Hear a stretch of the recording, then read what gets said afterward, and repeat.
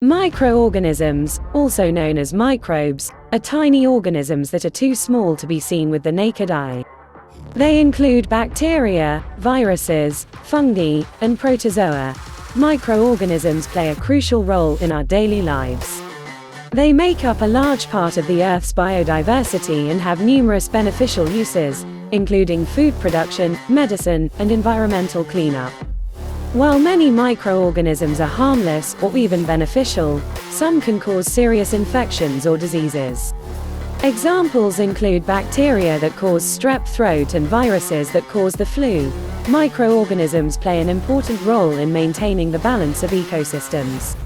They are involved in processes such as decomposition, nutrient cycling, and soil formation. Microorganisms are incredibly diverse and have important roles in our lives and the environment. Understanding their characteristics and functions can help us harness their benefits and mitigate their harmful effects.